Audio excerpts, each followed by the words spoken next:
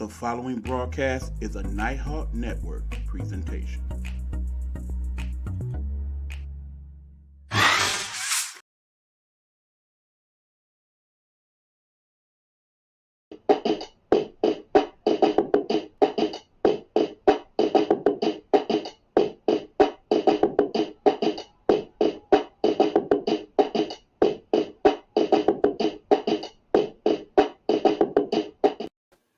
Hey, what's going on, y'all? It's your boy E-Buck in the building. That means it's time for the Big Buck Sports Report here on a Wednesday evening. How y'all doing?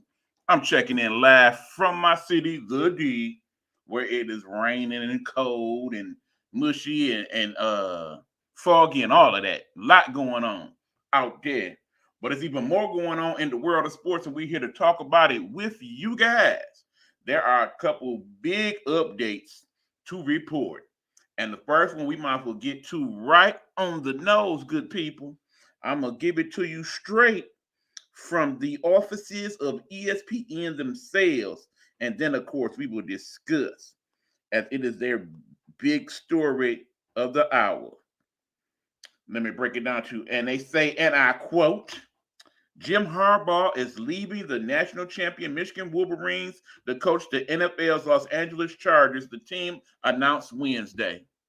He has a deal for 5 years, according to the one and only Adam Schefter. Now, if Adam said it went down, it went down. Harbaugh is gone. People. If y'all have been frequently watching the show, and I know some of you have, you already know what I'm about to say. I told you so. I told you so. I told you Jim was up out of there, man. He is gone. Now, am I happy about it? Of course I am. I am. Why am I? I'm about to break it down to you. And he was saying, let the decommits begin. Whoa. Hold on there, Hugh. Not necessarily, my brother. We're going to get into that too. Let me break down the whole process. Now, as I have said, and Hugh definitely knows because me and that brother talk virtually every day, I have seen this coming from the giddy up, okay? From the very beginning of this season, I have been saying this is probably going to be Jim Harbaugh last year at Michigan. It all started when he got suspended for that BS, okay? These violations, these rule breakings that has been suspended for, the people in the know, that is the college people, have talked about it. They have said there are probably several other schools, if they dig deep enough, have done some of the same things that Harbaugh and the University of Michigan has been accused of. In an ideal world, I do not think the NCAA really wanted Michigan to succeed. And it's because they have a thing for Harbaugh. Harbaugh irritates some folks in the bigger offices in NCAA and at University of Michigan for that matter. And because of that, they wanted him to fail. On the other hand, his team, his crew, his players wanted him to succeed. They love Harbaugh, okay? And because of that, they played hard for him, and it paid off in the end because he brought what he promised to bring to Michigan, which was a national championship. Okay? I am happy for him, first and foremost, because he accomplished his goal. He did it. He did what Rich Rod and a bunch of others before him after the great Bo Schembechler, who couldn't even do it himself, was able to do. He won the big one, okay? And I'm going to be honest with you. Not only did I feel like it was going to happen, I feel like his players that were there at the time knew that this was his last year there. That's why they played so hard for him. And basically anybody who had planned on leaving at this point already on their way out the door, had already planned to leave. So when Hugh puts let the decommits begin, for those people who knew already, they probably already gone or already got their plans in order, Hugh, first and foremost. Second of all, If you are a diehard Michigan fan and don't sit here and lie to them about you happy Harbaugh left, how you gonna call yourself a Michigan fan? Don't ever doubt me. I got the commitment paper for University of Michigan. I just couldn't afford to go. I've told that story already. But anyway, I have been a Michigan fan since the Anthony Carter days, okay? Since Harbaugh was a player at Michigan. So don't even question my loyalty, baby.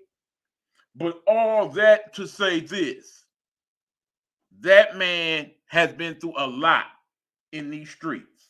I don't know how many of the talking heads talked down on Harbaugh for years.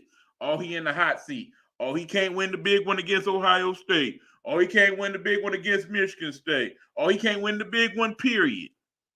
He put all y'all on notice. He had his receipts. He handled the proper business. He got the ring. And he out. Deuces. And if you mad, be mad. Big Joe in the building. What's going on, Joe? What's happening? We sitting here talking about the Harbaugh news that he has left to go to the NFL, which is my next point. Y'all know in his heart of hearts, he always wanted to go back to the NFL. Every year for the last few years, there was always that one interview he took where he wanted to see what was up.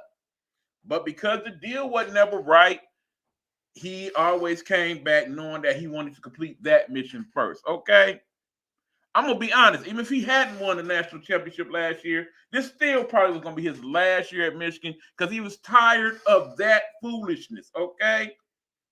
The primary thing Coach Harbaugh wants to do is coach football. He does not want to have to deal with press, does not want to have to deal with all the fuduggery that goes on with the NCAA and transfer portals and whatnot. Even if the job don't pay what Michigan probably was going to pay him, it's still a better job for him because it will be less stressful, okay?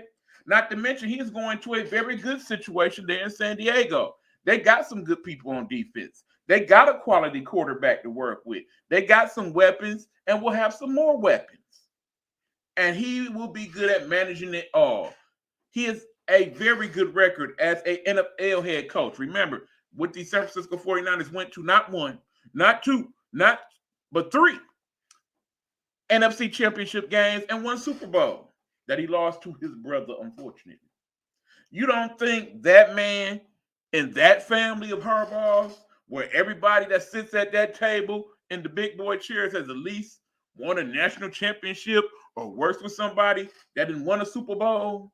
Because even the kids that's involved in the football work with the dads. Yeah, he wants that. He wants to be the big dog at the big table that says, yeah, Pops, yeah, bro. Not only have I won a national championship, but I done won a Super Bowl too. He wants that for himself. You should want that for him. As a Michigan fan, you should want what is best for him. Just like we wanted what was best for Tom Brady, and he went on to be the GOAT. Jim Harbaugh wants to be the GOAT in his own right on that level. So I'm happy for him for that. He owes us no thing. No thing. Okay? I am pleased with where he has left the program. Now let's talk about that for a minute, shall we? Michigan cupboard's not bare, okay? Now, Hugh, you'll be able to back me up on this if you still is tuned in at the moment. You already know, in my humble estimation, Michigan is okay because they already have his replacement and he's already trained for the job and he's already proven he can do the job. The reason why I don't see a lot of people decommitting from Michigan is because that man is still going to be on the staff and probably the head coach. That would be the offensive coordinator, Shamar Moore, the assistant coach at Michigan as it was. We know he can do the job because he's done it on several occasions this year and did not lose not one time, okay? You know that the players love him just like they love Coach Harbaugh. So because of that, I think many of them will, in fact, stay at Michigan. It is an environment where the college football player gets lots of love. Another reason why I think many of them will stay at Michigan. Will they lose a few to the portal? Of course. Some people, it was just about Harbaugh, and that's it. Some people look at it like, well, Harbaugh gone now, they're going to hit us. with these restrictions or whatever. And trust and believe, NCAA still gonna hit Michigan up. It just ain't gonna be nearly as bad, because that's another reason why I think Harbaugh left. If he was to stay, it was going to get messy. That's why he wanted that provision in his contract that says, okay, in the event that something happens and we get hit by the NCAA, I am not to be fired. From my understanding, they did not give him that provision. If they would have came out and said, whatever you want, Jim, maybe he is the coach of Michigan right now. I doubt it, but maybe it's so. But dadgummit, I told y'all so. I told y'all so. I've been saying it for months. I done said where he was going and everything. I called it. Give me my credit. Give me my Adam Schefter on it. I said he was going to LA. I said he was leaving Michigan. I said they was winning the national championship. It's all back there for you to review in previous shows. Tell me I ain't say it when I know I did.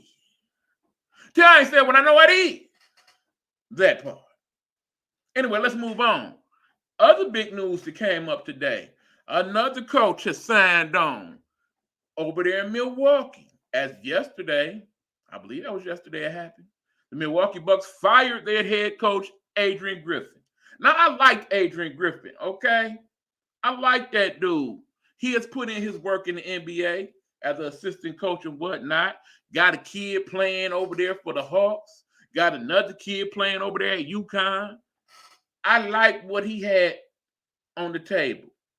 Remember, the Milwaukee Bucks had one of the best records in the NBA at 28-13, or is it 30-13? Either way, they were second place in the conference over there in the East. But it wasn't good enough. They were having some problems defensively. They were giving up a lot of points, and I think what it really boiled down to is this is a superstar league.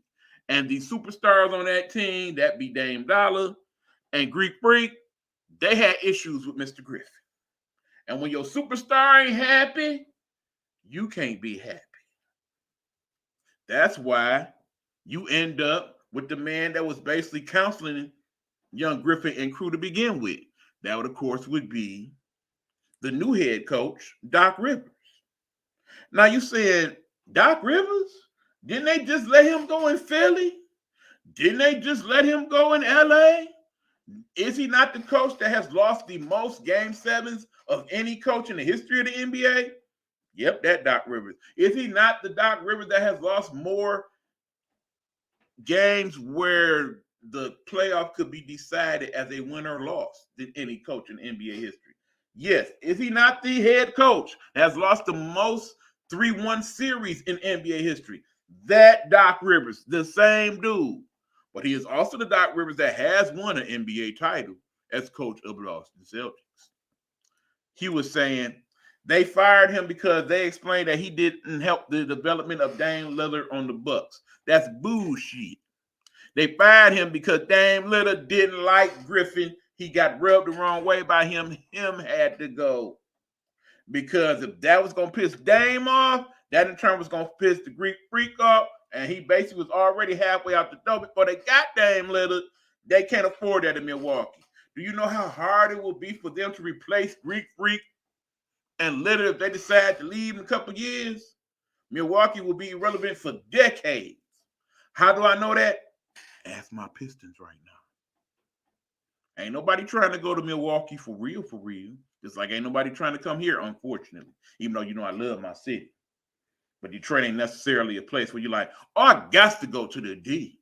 You're going to have very, very, very few players saying that. All right. He was also saying Doc has his own problems for not developing players and the biggest choke artist of a head coach that I have ever seen. See how bad you talking about him? And several other people feel that same way. Hell, Stephen A. Smith, who basically got Doc Rivers' phone number in his phone, had some disparaging things to say about Doc Rivers today. Keeping it real, doing his job as an analyst. I'm sure him and Doc will sit down and talk about it later. Like, why you dog walking me on the air? But he ain't tell no lies, though. Doc has issues with relating to today's NBA player. That's what it boils down to. This breed of NBA player is different than even the players back in the 2000s and the 90s. You have to relate to them on a different level. And most coaches that have issues are those coaches that preach defense when these players want to score. Granted, some good defenders in the league, we know that. But most of these players, they wants to get their shot on because the points equal the money, equal the likes, equal the money. Okay? He was saying, I know that Pride definitely has a negative opinion of Mr. Doc Rivers, and I'm sure Pride will check in sometime in the show and give us his 2 cents on that as well. Like I said, I like Doc Rivers as a person. I love him as a broadcaster. I like him as a head coach. But I'd be stupid to sit here and not recognize that there are some issues that come with Doc Rivers being your head coach. One of the key factors in this decision will definitely be who else is on that bench over there in Milwaukee. Because ideally, Doc should have some people that are fresh up out the NBA to help relate to today's players. He definitely should have somebody that's probably played in Milwaukee on that bench with him as well.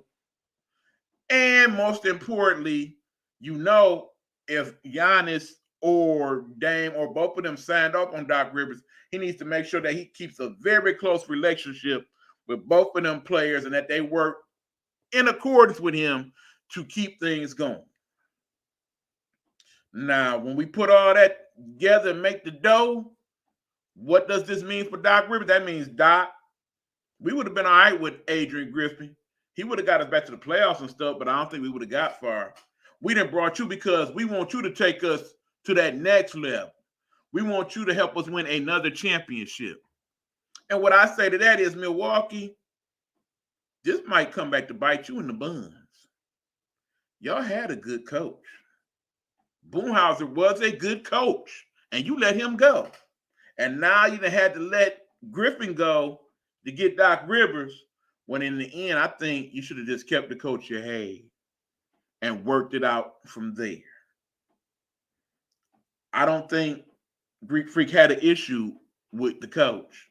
He had an issue with what else was going on with the squad. So now, Dame Dollar, Greek Freak, it is on y'all to make sure that this works. Because if it does not, don't blame Doc Rivers. I blame y'all too. Y'all the superstars. Road to Stardom is checking in a bit of what's going on, Miss Simmons. What up, Road? Hey, Eric. Hey, Hugh. What's going on, Road? Now, of course, we will always take time out from the show when Road checks in because we love Road to advertise for Road and Road to Stardom Radio. So let's do that, and then we're going to come back and talk a little bit more to y'all. Yeah.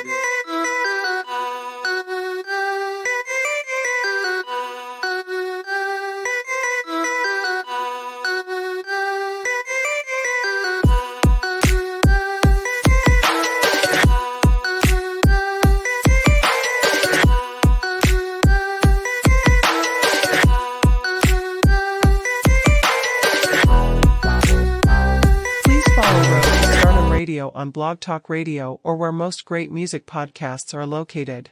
Don't forget to subscribe and show some love.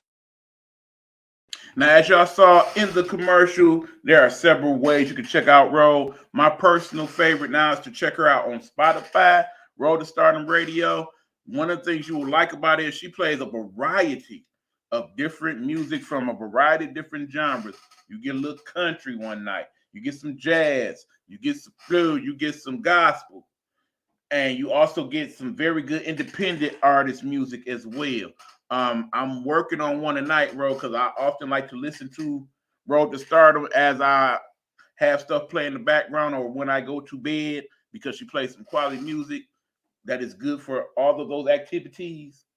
And I'm really liking some of the stuff you played the other night on the Indie Mix.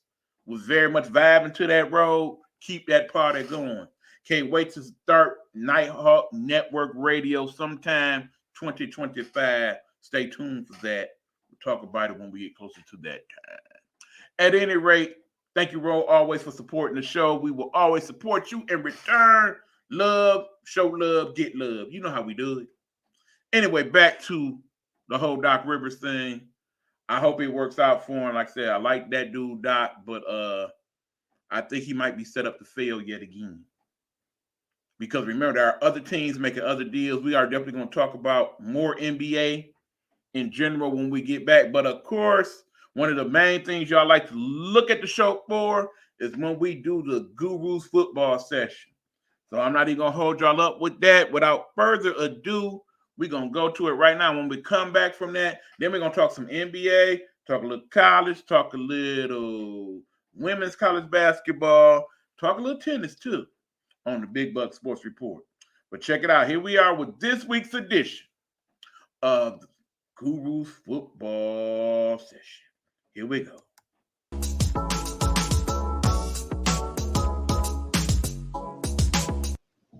What's up, y'all? Y'all know what time it is. It's time for the show. Within the show, the one that we call the Guru's football session.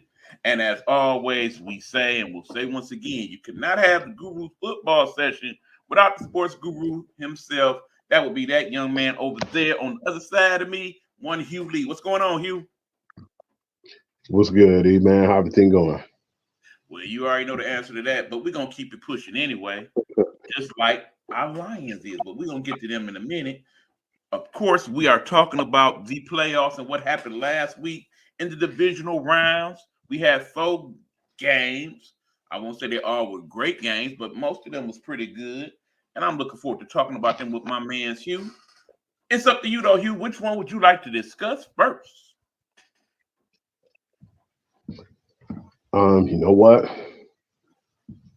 We can start with the first slate of games that happened over the weekend. If you want, I'm okay with that. Starting with the Texans and the Ravens. All right, we got the Texans Ravens. That was in Baltimore. As y'all know, it was pretty rainy that day. It was kind of a mess, but in the end, the final score was 34-10. Go ahead and break it down, Hugh. It was actually a pretty solid game at the beginning. Going into the half, a lot of fans was getting frustrated and getting nervous because the game was relatively too close, and they was getting at Lamar Jackson in the first half. Man, D'Amico Ryans had them coming out there playing and having the mentality that they feel like they could go out there and shock the world once again. And it filtered in the second half, of course. Lamar Jackson and the Ravens, most of them haven't played in over 20 days. So once they got to halftime adjustments and got their feet wet, got some of the rust off, they balled out, man. And Lamar Jackson did a lot of the damage. He did 2 touchdown passes, and then he rushed for 2. So, yeah, man, it was a strong performance all in all, man. Regardless, C.J. Stroud struggled in that second half, too. Because they start putting more pressure on him as well. But yeah, he showed glimpses of why he was one of the top picks too as a quarterback. But I just feel like it was just too much on both sides of the ball for a team like the Baltimore Ravens because Lamar Jackson was on, and then on top of that, the defense was on. So yeah, that was just going to be a long day for a rookie who had a really outstanding season. Him and D'Amico Ryans as a rookie head coach. I feel like they got nothing to be ashamed of, man, because regardless of the fact that C.J. Stroud's going to be the future. And I feel like right now the Baltimore Ravens are the presence, and they're moving on. 34-10 was the final, like you said. And what are your thoughts on that game? Well, definitely congratulations to the Houston Texans on a fine season. As you know, they had the number 2, number 3 pick. We wasn't expecting them to make it to the playoffs at all. I know I wasn't. I know when we go back to the picks, we didn't have them going to the playoffs, but they definitely made a good season of it. Remember, they had some key injuries that probably would have helped them that game. Remember, they had the young man that was catching all the touchdowns early on there. He was not available for that game, unfortunately. I imagine it definitely would have helped them. C.J. Stroud had a great rookie season. Not a good one, a great one. Probably one of the best rookie seasons any quarterback has ever had. He was bound to run into a team that was just too much to overcome, and that was Baltimore. As far as Lamar goes, Lamar played like an MVP that game. He played every bit of the role. It's crazy how when we look back at the whole Lamar situation, and again how he was supposed to not even go back to the Baltimore Ravens. Now he had just said, okay, y'all don't want me. I don't want to be here. Who wants me? And none of the teams that had available space for him chose to take him on for whatever reason. I know a lot of those teams are kicking themselves in the booty right now because that man is playing on a whole nother level. He is showing that not only is he a good quarterback, he is a great quarterback. And he definitely showed that in that game. It wasn't just about him working with his legs, his arm, some of the arm angles he throws through, some of, just the ease in which he throws his passes. I remember that fateful day in the press. I was like, not bad for a running back, huh? That brother is nobody's running back. He is a quarterback. He will be the MVP of the league. And you definitely got to like his chances moving forward, particularly if he plays like he played last week.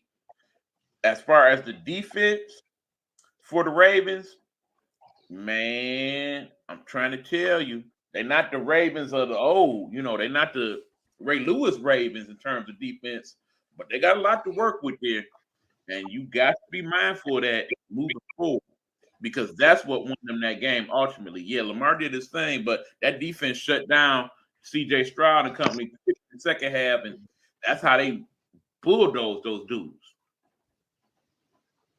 I definitely knew why too. When you said nobody wanted to go after Lamar Jackson and felt like, when he felt like at the time when the Ravens didn't want him and no teams jumped up to go to bat to try to get him in the trade or go to another setting. It was a smart move because I felt like any team who would have offered him money, they would have matched it or they would have gave him a little more. They just basically looked at it and they gambled and it almost messed up on him. You can't gamble with a guy like that feeling like we feel like he'll like it here and want to be here more. And you know how they play that game. Like if I went ahead and signed you and you was my quarterback, then that team like, oh, so they willing to give him like a 4-year, $165 million. Okay, you're either going to match that for me to stay, or you going to say, well, man, I give him a 4-year, 190, or you going to go above. And that's what I think it was. A lot of teams was like, why try to go after him when all Baltimore was going to do is match it? Because they told everybody, we're going to match it.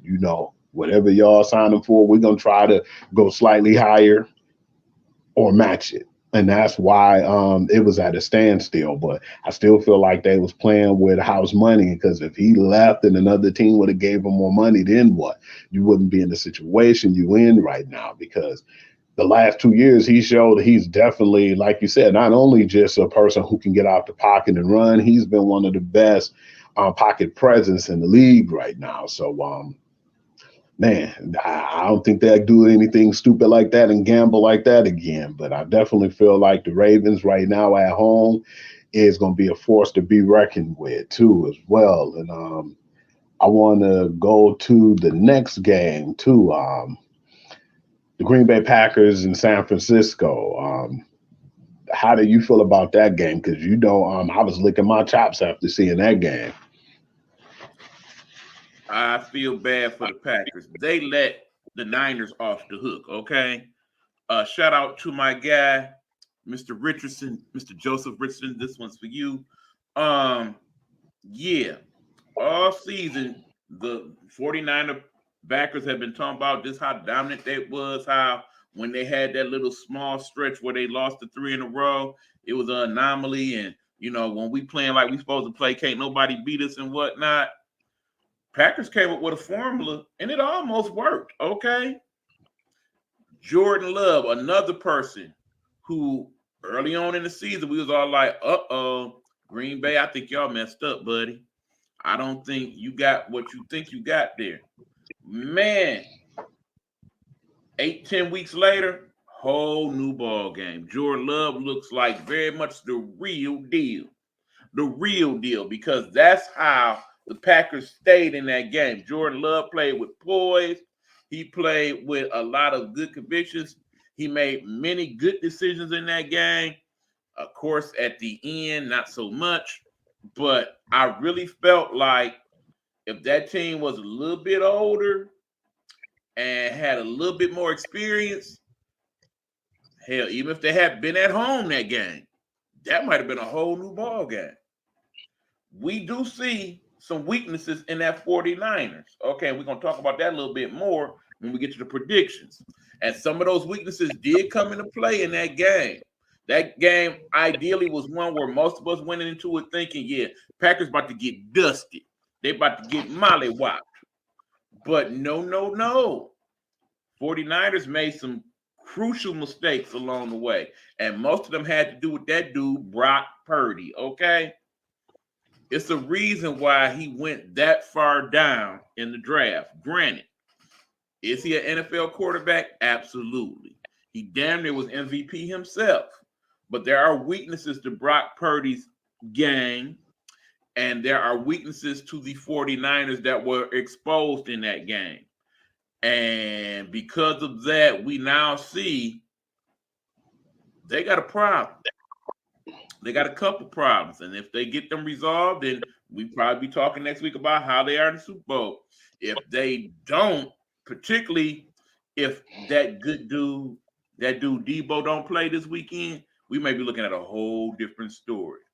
But yeah, shout out to, again, the Packers for a season that we wasn't really expecting. A lot of people didn't have them going too far. They thought that this was going to be a learning year for young Jordan Love. But come to find out, he done learned a lot of his lessons early on. And moving forward, Packers definitely going to be a problem for a lot of teams, including our Lions.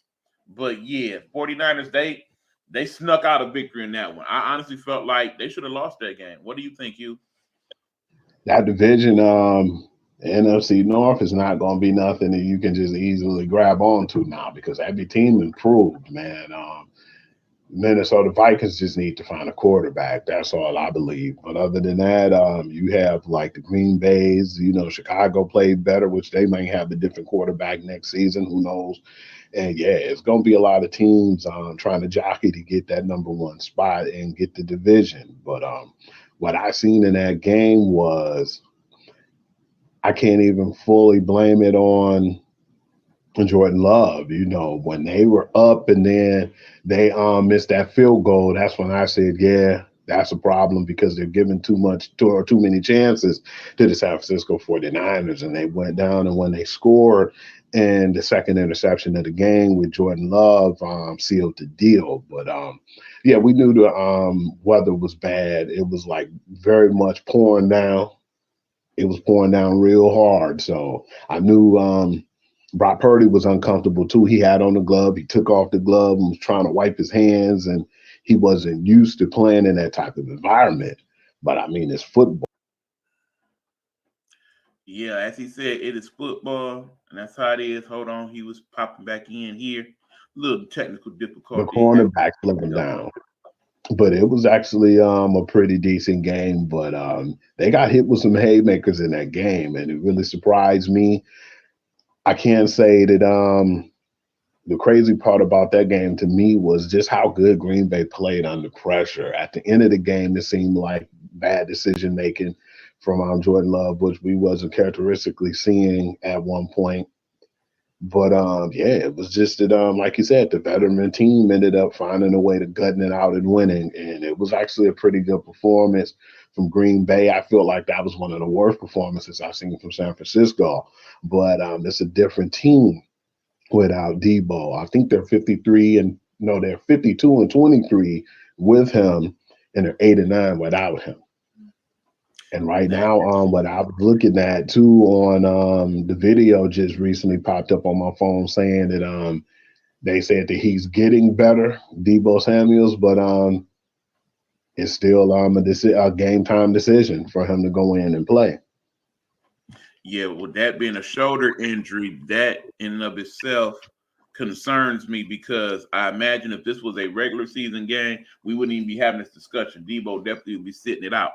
But because that one's going to be for the big money, again, we'll talk about that when we do the predictions. But anyway, that was the Saturday game. As I said, definitely the second game was obviously better than the first game because it pretty much went right to the wire. Then, of course, we now have the Sunday games to discuss. On you, Hugh. Go from there. I want to go with the first game, the Lions versus Tampa Bay. It was funny to me when the game first was about to start. I was disappointed, and I talked to my nephew, and I said, "Man, C.J. Gardner Johnson needs to shut his mouth because he's talking too much, and our secondary is not that strong. They're not strong at all. They're the weakest link of the defense, and he needs to be quiet because they can easily get torched by this team because we've seen Baker Mayfield have his ups and downs this year, but when he's up, he's all the way up. So I said, man, this is going to be a good one. And at the beginning of the game, it was like a tip pick drill that CJ Gardner got, and we had the momentum. The part that I was disappointed with, we were up 3-10, dominated the whole first half. What the Detroit Lions normally do well is give up huge chunk plays. The one chunk play got them on the 30, the second one got them on the 2 yard line. And I said, oh, that's a problem. I definitely believe they're going to score. And this game's going to be a lot more interesting than what it should be because it shouldn't have been that interesting. And once we was going into the half, I said they definitely need to make adjustments. Those adjustments wasn't really made, and it was just from the grit. And I believe it was a back and forth. And I was thinking even then, like whoever get the ball last gonna pull it off. But luckily, we ended up going up 2 touchdowns in that game, and that saved us because when they went down for that last drive and they scored and tried to get the 2 point conversion and didn't, I thought that we was gonna run out the clock. So they made it definitely interesting in that game too, because when Baker got the ball back, they wasn't able to get the job done. It was a good pick and a seal the deal of our game too. But 31-23, I felt like the reason why it was that way, like I said, because the defense didn't play well on the back end. But hopefully, I don't see that being fixed neither. So that's going to be a problem even in the next game. But I was going to take that victory regardless because the game shouldn't have been that close, but we made it too interesting. And that's when I was like, yeah, man, moving forward, it's going to definitely be a problem of ours. And yeah, like I said, I was really happy though. And I gave props and credit where credit due. Detroit, we won 2 playoff games after not winning none, even when Stafford was on our team. So that just speaks volumes, and I'm glad that they're playing at this level. I still feel like we're not a complete team, but to be here right now, we got a lot to build on. Like I said, I felt pretty good going into that game. Of course, we had played the Buccaneers earlier in the season and won. And keeping in mind that we had some key people missing from that game. Of course, also was the game that David Montgomery, the running back, got hurt. So we had to go to throwing the ball quite a bit. Interestingly enough, in this game, they also threw the ball quite a bit. Not that we couldn't run the ball. I don't think they really gave that much consideration. I think their thought process all along was, yeah, we're going to go to the passing game because they had trouble stopping it the first time, and I think they will as well. Remember that one of our offensive linemen got hurt that game. That was also key into probably why they did not run it as much. The offense definitely was gelling more so in the second half than the first, which is rare in this Lions playoff run because you see normally the Lions go, if they get to win the coin toss, they accept the ball and want to do offense first.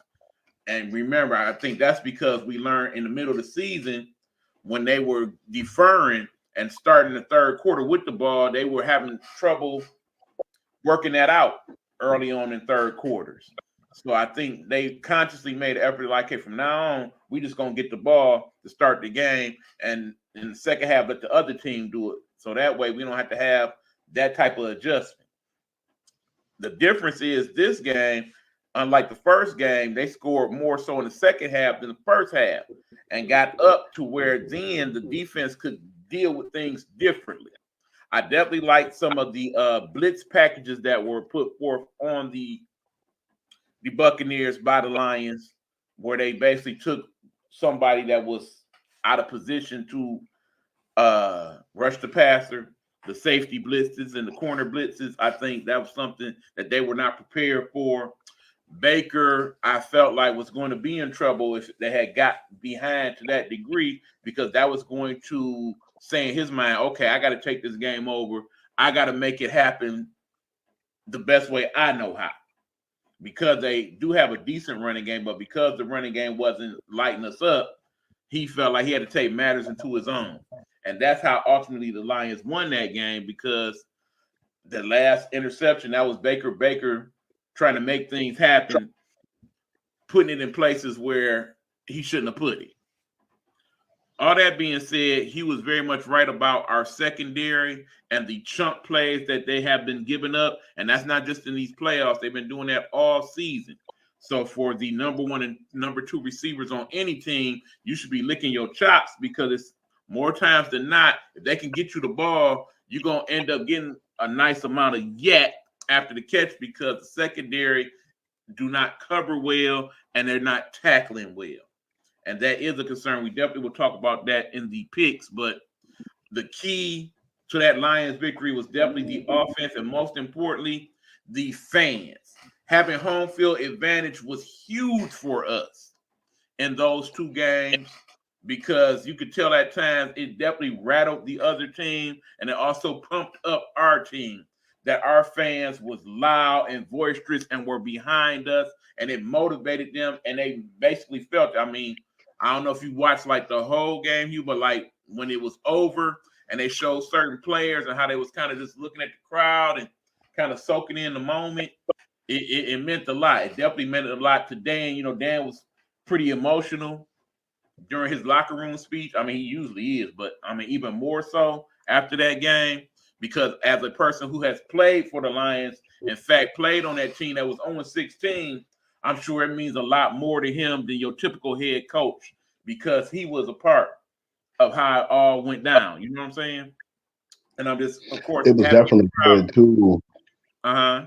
to see the people from Detroit, man, who showed up, man. Like you say, Kansas City, you know, they got they tay. I mean, it is what it is, but it's good to see Eminem in the crowd, man, and hype the crowd up, and you know, some of the guys in the crowd to be there.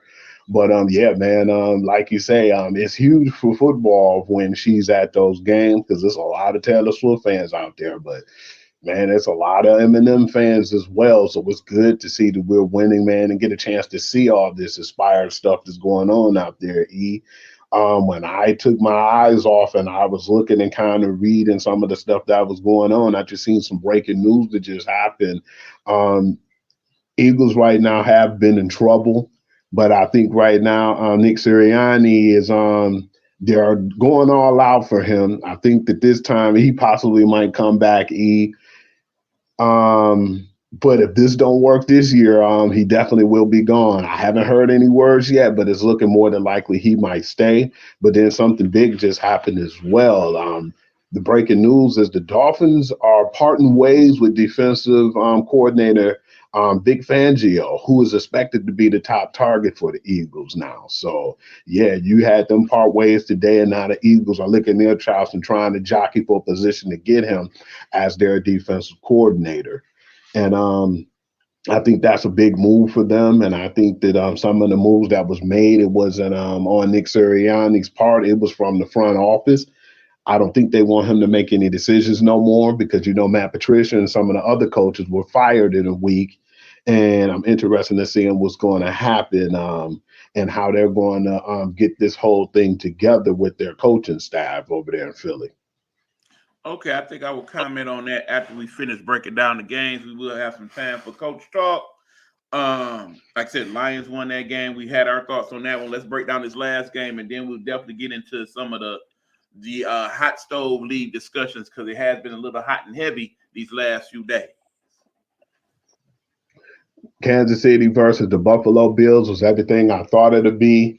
I know you looked at me at first and you thought that I was going to probably be mad at Josh Allen. I actually was like, if it wasn't for Josh Allen, they would have got beat worse than what they did. He took it amongst himself on some plays to say, no, the hell with that. I'm going to take, control, because if I don't and I listen to you, what you saying, things could get worse than what it is. And I'm glad that he made those decisions he made. He was perfect on the day, too. He didn't have any picks, which was shocking, because sometimes I feel like he get into bad decision making and will make bad moves. But Yeah, man, he played exceptionally well. I definitely look at it and I blame more on Sean McDermott because why would you go for it when it's like 4th and 5, man? I think it was on their 30 and they went for that play where Duran Harmon and tried to get the ball, and get the first down to kind of shock them. But, Kansas City was ready for that. And luckily, if McCole Hartman didn't botch that play and then it went out for the touchback, they would have been up even more. I definitely thought that they were going to at least beat them by 10. And because of that horrible play with McCall Hartman, that's the reason why they didn't win by the score that I said it'd be. But it was just really a good hard-nosed game on both sides. At first, it seemed like Kansas City was kind of quiet. Then after the halftime, they made their adjustments.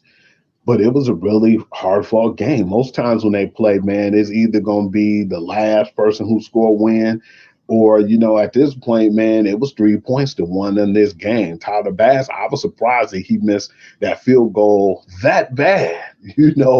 I was really surprised. I said, wow, man. And then, me, E, I'm the type, and I heard what Peter Schrager said on Good Morning Football, and I was feeling the same way. Well, if Tyler Bass made that field goal and it went into overtime, we would have even had a more classic game on our hands. But I'm definitely glad that Kansas City won that game because I felt like it was just so much that Buffalo had to do this year and I had to go through and persevere over. But I just didn't feel like that when it came through. Remember what I told you, man. I don't know what it is and what's going on with Stephon Diggs. He dropped a lot of passes and he wasn't complaining as much as he normally do, but it just seemed like sometimes be honest, man, it don't seem like he a part of that offense. It seems like they lost confidence, not because he wasn't playing, because Gabe Davis didn't play. And that really shocked me in that game. Chemistry issues. That's what this boils down to. Chemistry issues. First of all, you cannot be as boisterous and demonstrative as you have been being Stephon Diggs, so much so that's how you ended up in Buffalo in the first place. Because truthfully, an ideal where you probably should have stayed in Minnesota. Imagine him and Justin Jefferson on the same squad right now. But anyway, the fact that you go into that game at home where y'all wanted it, because everybody always talked about, well, maybe Kansas City wouldn't win if they wasn't at home. How about now? How about now? We all know the one key play in that game that cost them that game was not the Bass missed field goal, because again, that was part of coaching errors too. We consider the play calls that went before that field goal, where they could have definitely got him closer to where he probably would have made the field goal. Remember, you had Josh Allen running all day. Why would you not on that third down before that just rush Josh Allen for a few more yards up the gut, put it closer to where he would be comfortable kicking it? So I think that's just as much their fault as it is his. Also, there was the one catch in particular where he was wide open, where Josh aired it out and he put his hands on the ball. You know what the saying is about receivers. If you can touch it, you could have caught it. And from you, hey, the video is out there. Look for yourself. He put both hands on that ball. He should have hauled that in. That would have been a whole new ball game. Again, it probably would have been for naught, like you said, if not for that hard play to where he fumbled out the end zone. And again, that was kind of questionable. They would have had that many more points ahead of them, and we wouldn't even be having this discussion about the rest of the game. Mahomes did his thing. Mahomes needs to get more credit for being that dude. The problem is that when you become that dude, people start to take you for granted. Perfect example last night with the Clippers and the Lakers, where that dude LeBron didn't play. Whole different team the Lakers are when LeBron does not play.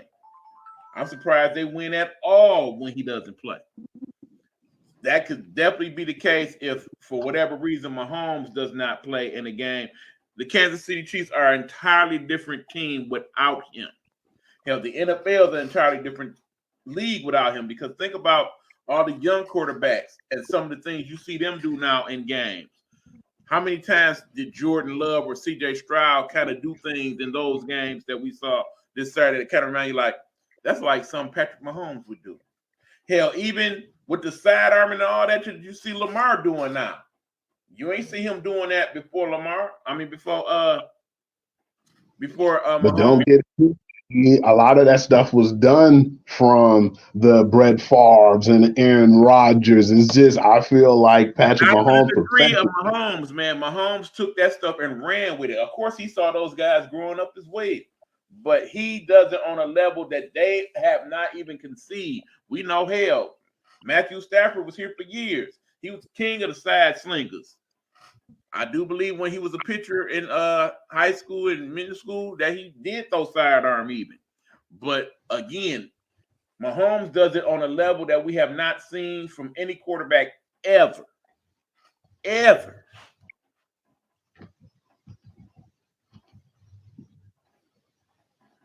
But no, going back to the original point, yeah, Josh Allen, he played well.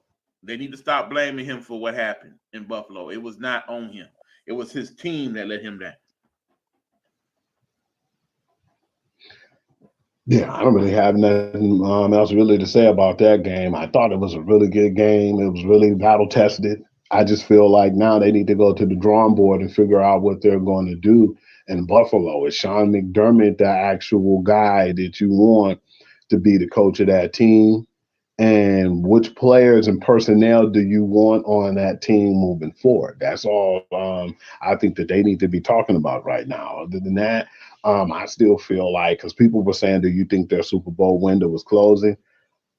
Anytime you had that many championship games or, just fall short of going to the Super Bowl, your chances are going to get slimmer. It's just a few Okay. adjustments I think that they need to make. I have a note here, Hugh, that basically I wrote the other day, like, make sure that after all the playoff games are done before the Super Bowl, that y'all break down the season and talk about what the teams that did make it need to do to be better next year. So that being said, we definitely got to make sure that we do that in the next week or two on the show so we can kind of break down where it went wrong, what they need to do to get right. At that point, we'll have some idea what the draft looks like, all that good stuff. So we will definitely do that, guys, for you in the near future. Before we move on to the coach talk, I definitely want to piggyback on the point you made about one Taylor Swift. And yes, this note is for my good buddy Prad who watches the show. I understand you and several other people have become very frustrated with the coverage of her at the games. Okay. Yeah, you as well. Here's the thing, people. The NFL is in the business of making money. The NFL has had the best viewership ever this season. Ever. Do you know, Hugh, that the game that we are speaking on, the Buffalo Bills and the Kansas City Chiefs, was the most watched divisional round game ever in NFL history? Did you know that? Do Yeah, you I know that. honestly I'm think it's aware. because Patrick Mahomes and that dude Josh Allen were the two quarterbacks, that it was two good teams? That's the reason why they got that type of viewership? If you think that's all it was, you are sadly mistaken. Taylor Swift has brought an audience to the NFL that it desperately needs moving forward. Think about the MLB for a minute and how viewership is actually going up. That's only because more people are watching TV these days than they were. In terms of the actual going to the games and the growth of the game, it's definitely going down in MLB. On the other hand, NFL is growing. When you talk about the jersey sales, we've talked about how the Travis Kelce jersey is the most popular jersey being sold. May I also mention to you, Hugh, and do y'all research that female, as in women's clothing, Hugh didn't left on me. You felt some type of way, Hugh? You get back here. You come on back. There he is. Don't be listening. Don't be dipping when I'm talking my mess, Hugh. You better hear me out, bruh. I keep getting arrows on the side of my screen. No, don't be trying to run. I ain't trying to hit that, bro. That's you trying to run. And I'm talking about Tay Tay. No, jersey sales, women's gear in NFL at NFL.com has increased. And of course, a lot of that I want to credit to women who were watching the game, to younger people who are watching the game because of the Taylor Swift coverage. It is a good thing. That's why, like it or not, people, as long as Kansas City is involved in these playoffs, they will keep cutting to Taylor and crew because it's good for business. I understand you football heads that want to purely concentrate on the game itself and what's going on the field, feel some type of way about it. But that's how it is. Don't you see another perfect example before we move on, Hugh? The LA Lakers. You with me, Hugh? Yeah. You know, more times than not, you are going to see them on television when they play.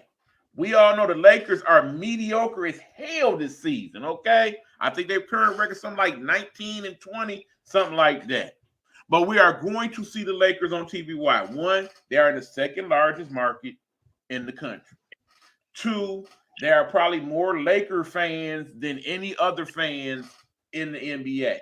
Basically, Laker fans are Dallas Cowboy fans. Let's relate it to that. But more importantly, the games that get watched more so of the Lakers are when they are at home. Why is that, Hugh? I believe because of LA and all the stars that comes and shows up to the game to support the Lakers.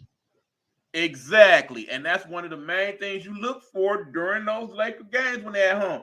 Who came to the game? Oh, is that Denzel? Oh, is that Michael B. Jordan? Oh, is that Rihanna? And all those people, as you know, are diehard Laker fans. They talk about it all the time in their interviews. So, of course, you are going to market the game because in an ideal world, you want to grow your game beyond your basic fans. You want to grow it to the people who are non-fans, the people that are marginal fans. How do you do that? With Tay-Tay. If anything, NFL should be smart and encourage her fully to come to as many games as she can. You don't think next year when they talk about who's going to do the halftime show in the Super Bowl, you know who's going to be the first choice? And even though she don't need to do it by any means based on the money she bringing in, it would be wise for the NFL to be like, Tay-Tay, come on through. As much as some of y'all going to hate that.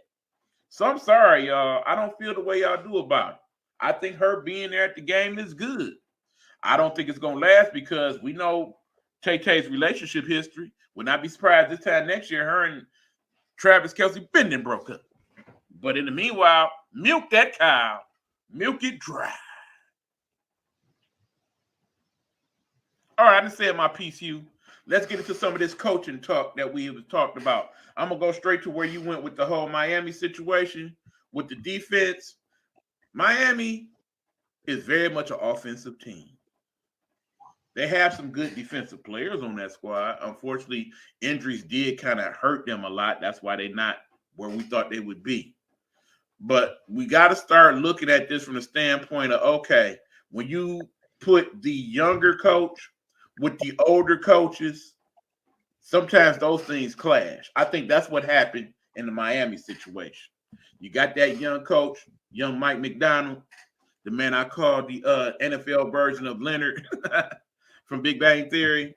I don't think they jailed. And I think that's why ultimately they got rid of him. That being said, I think we had a similar situation with the Giants and Mr. Wink Martindale. And that situation as defensive coordinator, those two names are going to be very hot this next week or two because we know they are good at coaching defense and they have had good success as defensive coordinators in the past. Hell, as we know, this guy right here, you know who I'm talking about. Yeah, he about to be on the market. Let's see how fast he get a job, especially if his good buddy don't end up getting one. But yeah, talk your issue about that, Hugh. What's your thoughts? I think right now in some of the coaching carousels, I like it because I want a lot of those coaches to go to teams that need them, like some of the younger teams. But right now, I still feel like the choice to have Vic Fangio over there with the Eagles is smart because no disrespect to, well, no, I could disrespect their defensive coordinators. They wasn't good and they wasn't even they shouldn't even been available for the job. I'm surprised how Matt Patricia keep getting jobs, man, in the NFL. That being said, I He still is a feel rocket like scientist, you Vic Fangio can definitely make an impact over there. And it's just some really good coaches out there right now. I'm still seeing, I'm hearing, I wouldn't be surprised today, that they're saying that they were going to announce that if things go well, that Jim Harbaugh will be the new Chargers coach. I'm just waiting to see if that's going to be the case. I still see a tug of war. Michigan still trying to make him the highest paid coach in college. And at the same time, the NFL pulling his arm too to trying to get that position together. Hugh. Yeah, man. I don't know With really. you, we talk virtually every day, man. You know this, right? I've been telling you probably since September this whole scenario. Have I not? Have I not told you how it's going to play out verbatim when I told you Michigan going to the championship?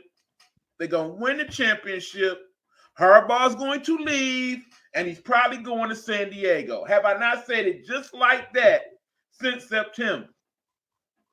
But we already knew that he was one of the San Diego, Los Angeles job. We knew that he wanted that job. I was surprised that it wasn't available for him at the time. But yeah, we figured that he was going to be out of there, man, especially after all the allegations started to hit. And you said that too, like, I don't think that he's going to stay because a lot of allegations going on. And I don't think that he's going to come back because they're going to try to tag him with a lot of stuff that they couldn't, the year before, because they gave him the 3-game suspension on top of the Michigan giving him the 3-game suspension. But then, they're going to take scholarships and they're going to do everything else they could and they will to cripple them. So I think that, yeah, it'd be best for him to leave right now. You have to And be for a fool anybody to that take watches that the money. show every week, not only have I said it to you, I just said it to y'all that same way. Y'all can go back and look at the past episodes. In fact, we encourage that. Go back to Eric Buckner, Nighthawk Network Detroit. Look at some of the past episodes of the show known as Big Buck Sports Report and the Guru's Football Session. It's even been discussed on Hugh's podcast. Y'all know what it is. That's the one they call the Guru's Perspective that you can find on Spotify. He has talked about these very things in regards to Harbaugh. Do we want it to happen? Of course not. We love Jim. That's our dude, baby. We want It him to don't fly happen. back to Michigan, and we want Michigan to run his pockets up to make it to where he don't never, ever, ever want to leave again. They ain't going to do it.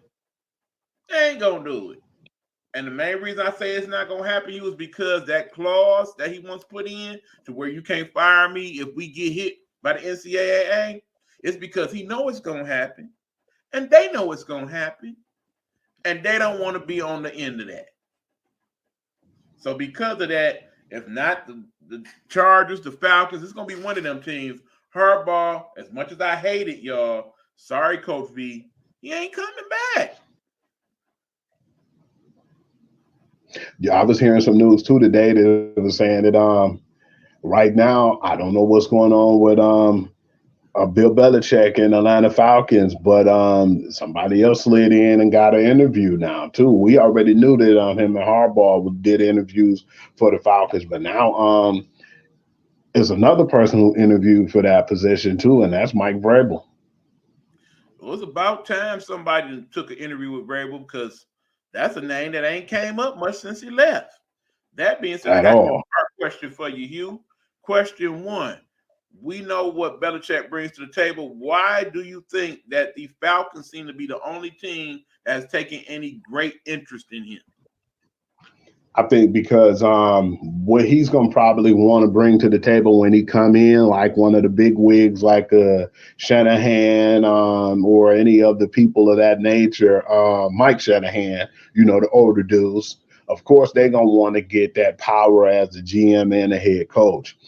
And I think that that's something that Atlanta Falcons was already talking about. Well, yeah, we want you to be the head coach, but we'll search ourselves and try to get someone who can fit our mold as the general manager. And I still believe that's something that Bill Belichick possibly wants. He wants that GM and he wants that coaching position. When he didn't have a choice in New England, that's when he backed down and compromised before they decided to split ways. But yeah, I think that's one of the main things right now. I believe Arthur Blank don't want him to get anything of that nature as far as having both positions. He just want to coach, and he was going to get his own GM. But I don't know. That might be the struggle right now. Bill Belichick wants a little bit more power. Right. And then, okay, we know about the people that's available out there. Let me throw a few names at you, Hugh, and please explain to me why you think their name's not coming up as much. First name I got to throw in there, Eric Bieniemy. I ain't heard about him getting no interviews yet again.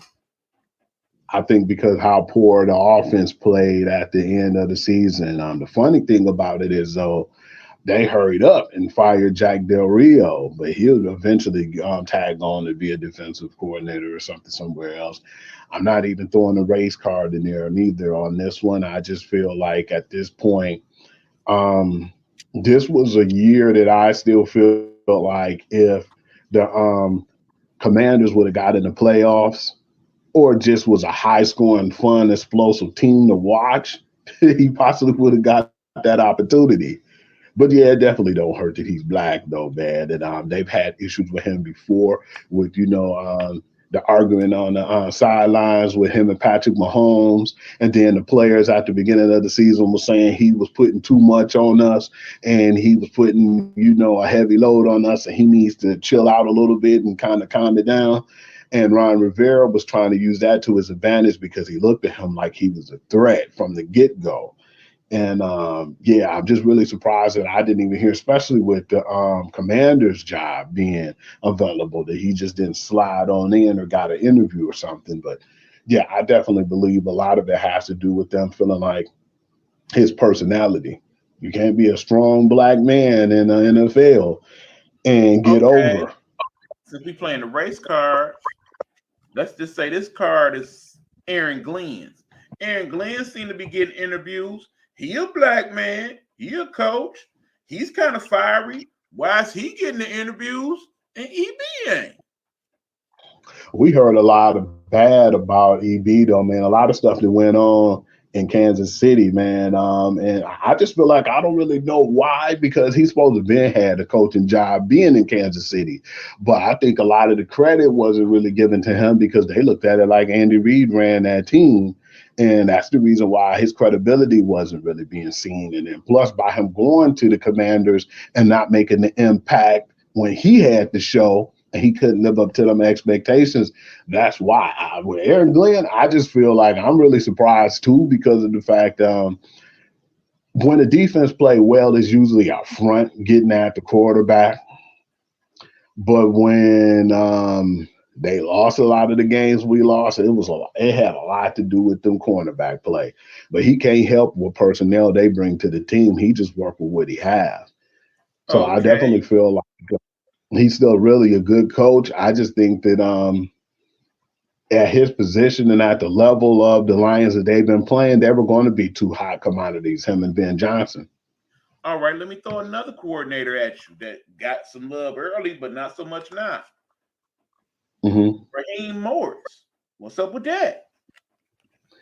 Not really surprised with that, but I am surprised because he's been one of the better coaches as far as when it comes to defense in general with Tampa Bay and any team that he went to, especially what the LA Rams did this year, which is really surprising. I'm really surprised too that he hasn't got a coaching job in a while, man. It's been like at least 4 years, 5 years tops. It seems strange, man, because like I told you with the Steve Wilkes, man, with him being one and done, man, look at what he did with San Francisco. He's been one of the best defensive coordinators in the league. And you got to give him credit because that's his defense, that got them there. But yeah, I'm just really surprised when it comes to like names like Raheem Mostert and more. And I'm just really surprised that none of them really getting the recognition that they need. That is kind of odd, because their names are usually quiet, or if you hear an interview, it seems like it's an interview and then maybe it's because of the Rooney Rule, man. Like, oh, we have to give him an interview versus just doing the right thing and hiring some of these guys at the coaching position. Because one of the things we talked about, E and I said was the best thing that they ever done was what they did with Gerard Mayo, man. They basically, we already knew that Vrabel was going to New England, but Gerard Mayo had in his contract, if that coaching position come up, he should be able to be hired without even having any issues at being the coach, because his rank. Because remember last year before he left, they paid him like he was a head coach. If you weren't familiar with that, they paid him like he was a head coach so he wouldn't go to another job. They was afraid of losing him. And then what happened because Bill Belichick, that's when he slid in. I don't know what clause that happened and put him in that position, but for him to get that position, I wasn't mad. You wasn't mad either. People probably thought it was unfair, but look how unfairly the black coach has been treated. Okay, well, that being said, And Hugh, I there think that, is one black head coach that definitely got what was due to him. Let's talk a little bit about Antonio Pierce, now the head coach of the oh, Raiders. and it's sad, E, because it wasn't really like they looked at it like it was due to him. If you didn't get a Devontae Adams and Max Crosby threatening to lead the team if he wasn't the coach, then, that was the arm pull that actually got them to make that decision. Because what was the hell was taking them so long in the first place? Because they the Raiders, and as you know, the Raiders do things differently. They have ever since the day of the original Davis. I mean, in the ideal world, people, the day after the season was over on Black Monday, when they was announcing people that was gone, that should have been the day they should have been like, oh, we bringing Pierce back. We just working on his contract, so on and so forth. He wanted the job. He earned the job. He deserved the job. They played well, even though they didn't really have the dogs in the fight to really get to where they needed to get to in that division. So imagine now when you go in free agency, when you actually get a good quarterback, what that team could do next year under his guidance. Because he reminds me a lot of Dan Campbell in that it's not so much the X's and O's with him. He is a good leader of men. Yeah, he definitely deserved that job. Just really surprised it took that long. Like, come on, man, y'all knew better than that. But yeah, it was sad because I feel like if those guys didn't step up to bat and say, man, if you don't get him as our coach, we're gone.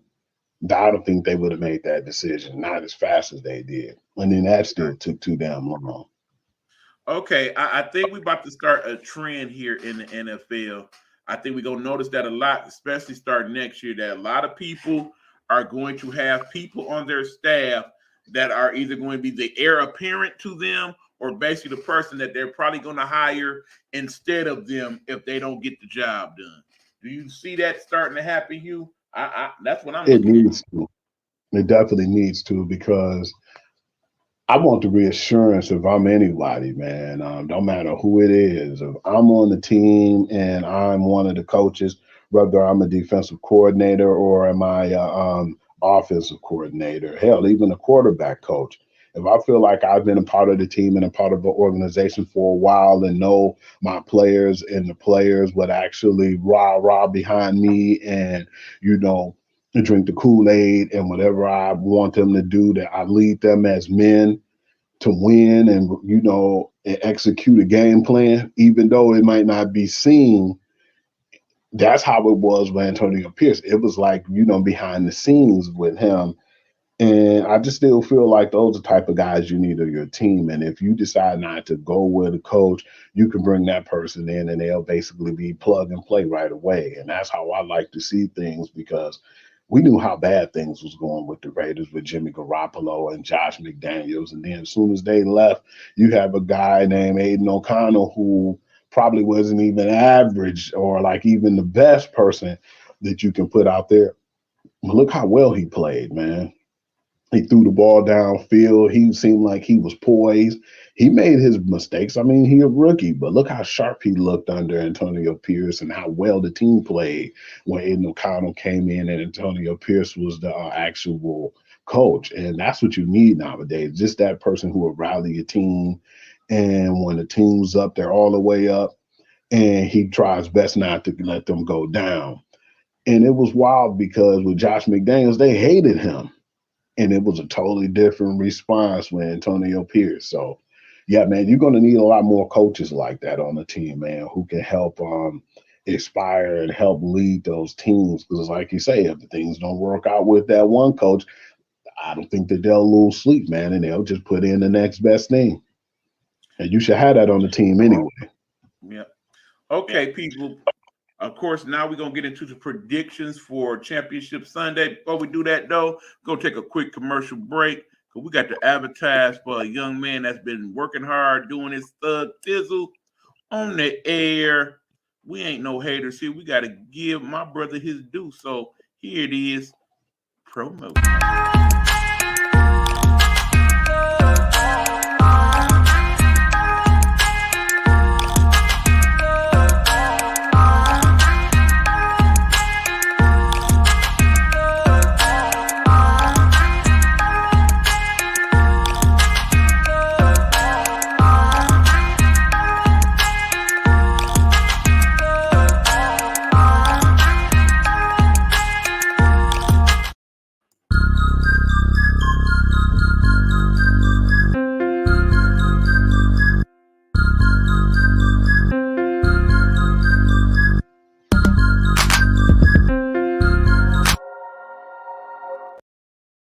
All right, y'all, we are back. This is the Ghouls football session. The within the show, basically we're gonna put it on Hugh while we take this small little break. Talk to him, Hugh. What you wanted to go about? You wanted to talk about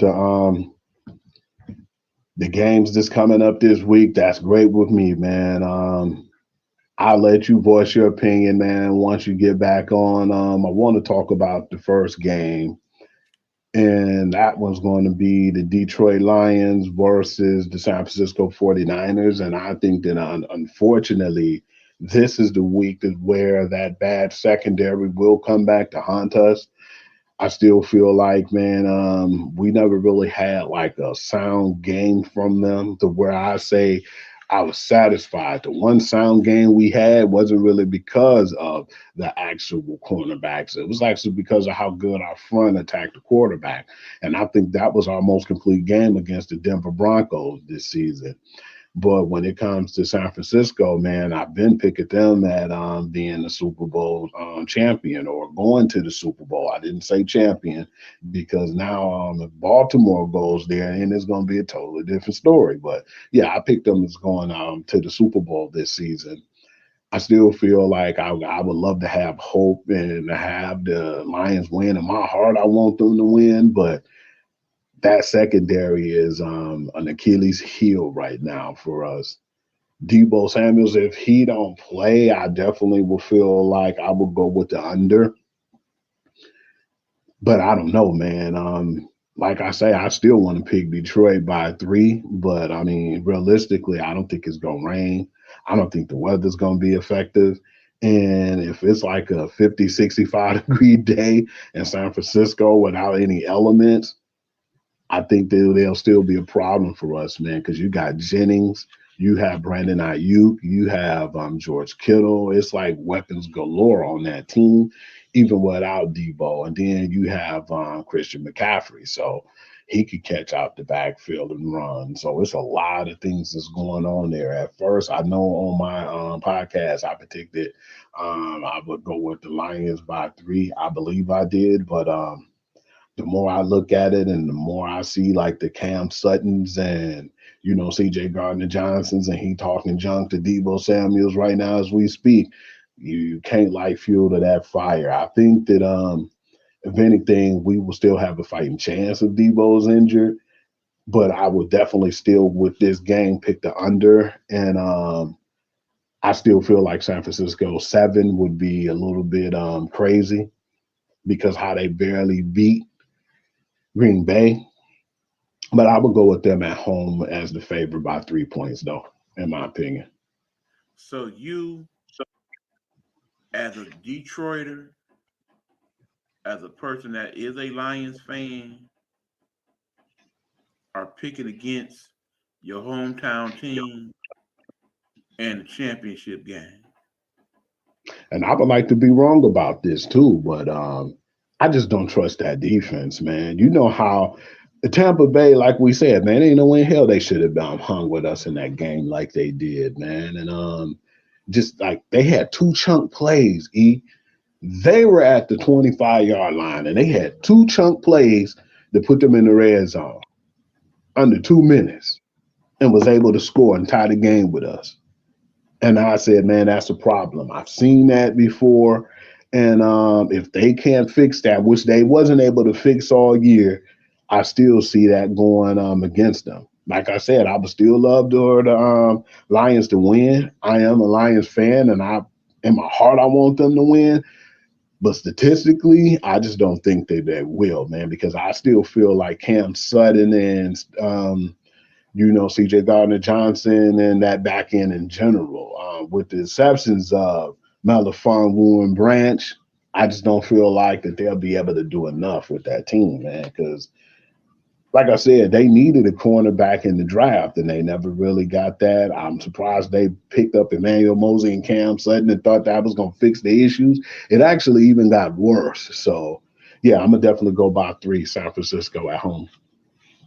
So y'all done heard it, y'all. Hugh Lee, sports guru, has picked against his hometown Detroit Lions. And he has broken Correct. down. Now y'all wondering, what you gonna do, E? We know you a Lions fan. You know you sitting right there in Detroit right now. Are you gonna go against your Detroit Lions at this point?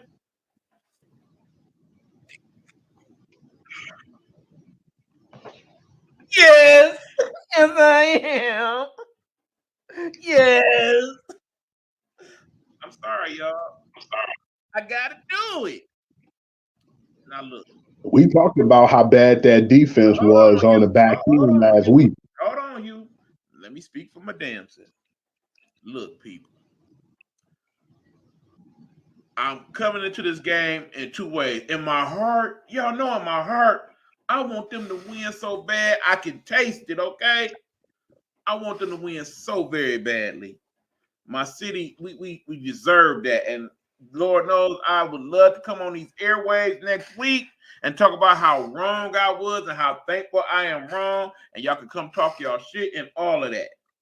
But as a person who is not only a Detroit Lions diehard fan, but also a person that considers themselves a sports analyst, because that is what we do here on this show, I have to look at it analytically. Analytically, as you said, our secondary has given up chunk plays throughout this entire season. I've watched several games where they have allowed people to catch the ball and then after the catch get all type of yak yards to where they tackle very badly. They are leaving people wide open. It has happened. I would be stupid to ignore that. The other thing we know is Jared Goff is a good quarterback, a very good quarterback. But his Achilles heel is what happens when he is allowed to be pressured. We have one of the best offensive lines in football. That being said, there's a key member of that offensive line that is not going to play. That is going to hurt us against the team that has probably the best defensive line, and particularly their big 4 up front of any team in the league. That's going to be a problem. It's going to be very difficult to keep Jared upright the whole game. And that being said, if they manage to get ahead and force us to have to throw the ball, granted, Hugh brought up all the weapons that the 49ers have. Don't get it twisted, Hugh. We got weapons too now. We got Laporta. We got Amon Ra. We got Gibbs. We got Montgomery. We got Wright. We got weapons. Not quite as many as San Francisco, because hell, McDonald, Jennings, they got other weapons you ain't even mentioned. But the key is going to be the decision making of one Jared Goff.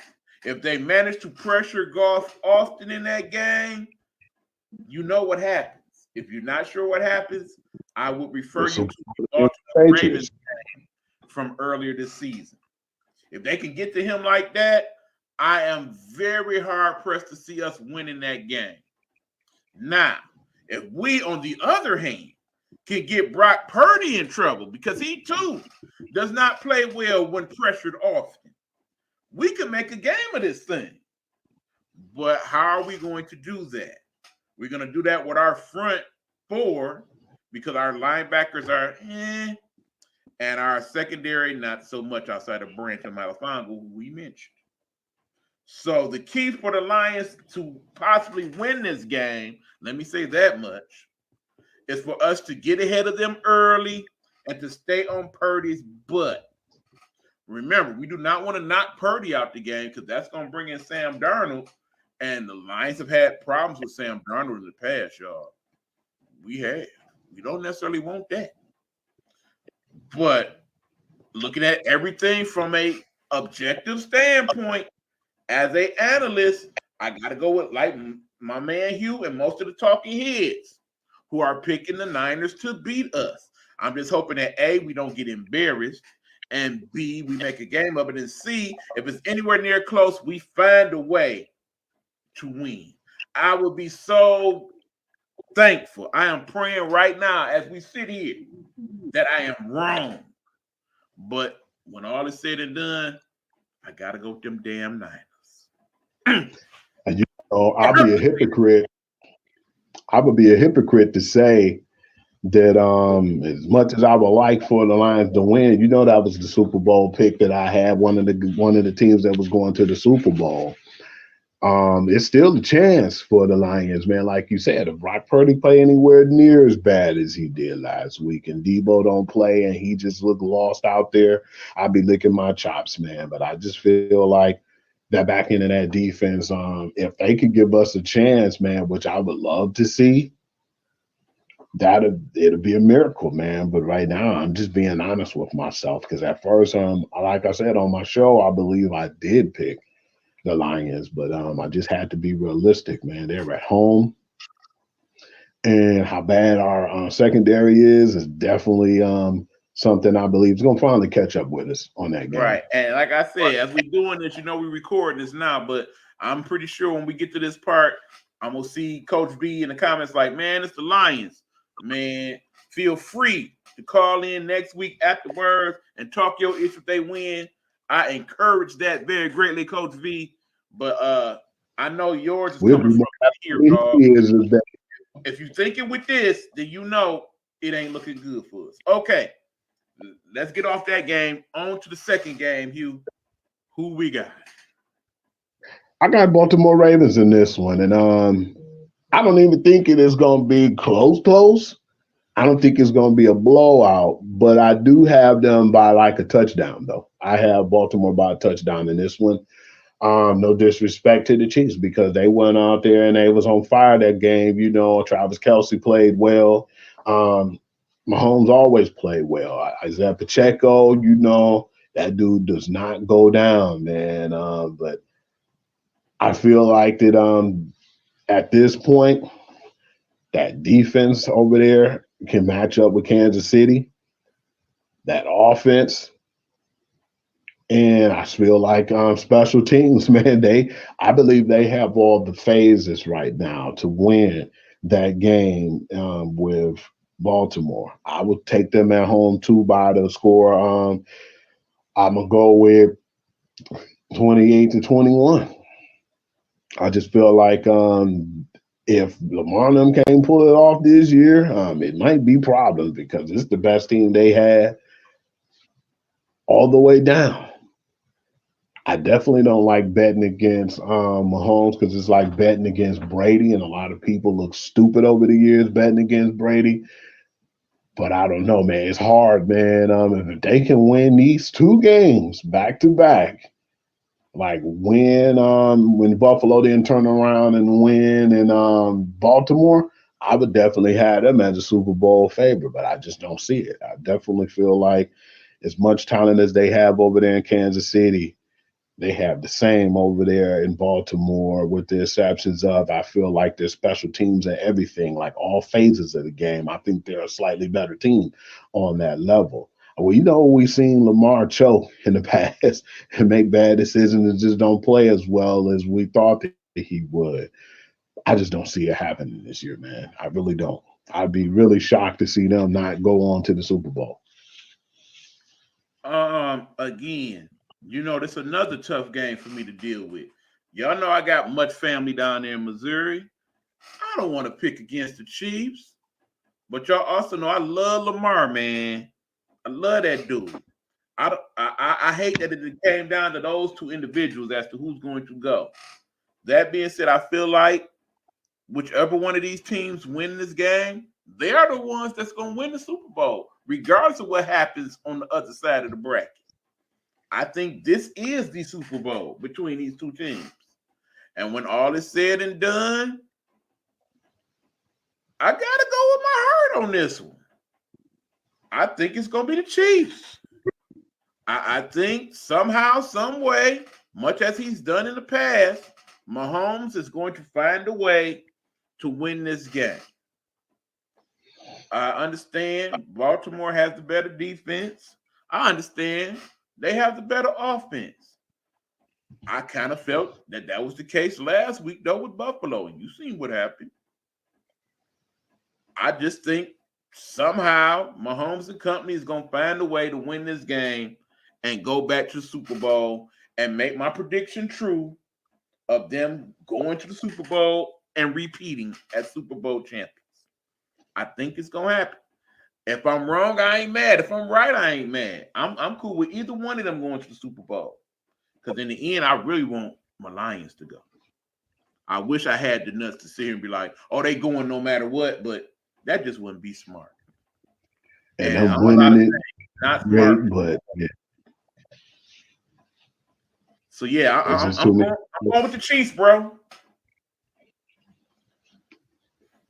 Okay, I can respect that. This is the first time I feel like not only would I go against them, but I'm gonna go with a whole touchdown favor rather than the 3.5 that they have, because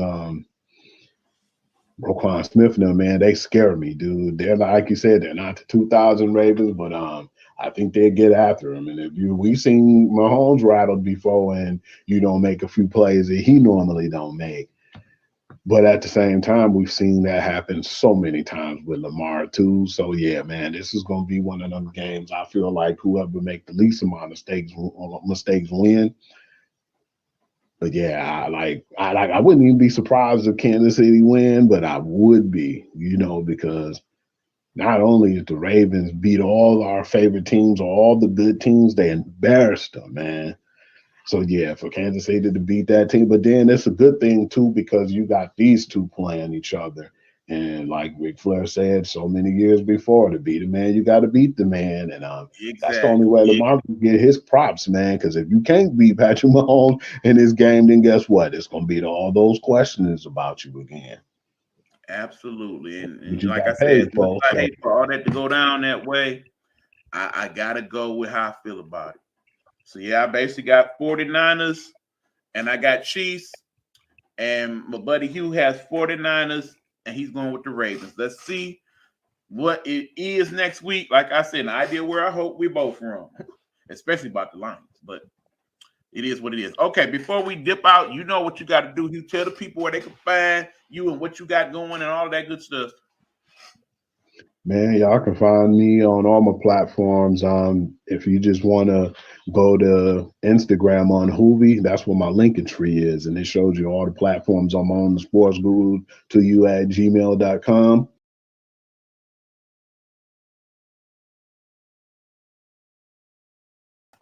We're going to cut the rest of that a little early this week. As you know, Hugh can be definitely found on IG under the name Hoovy. That is WHOOVI. And of course, you can find him on Spotify with the Guru's Perspective.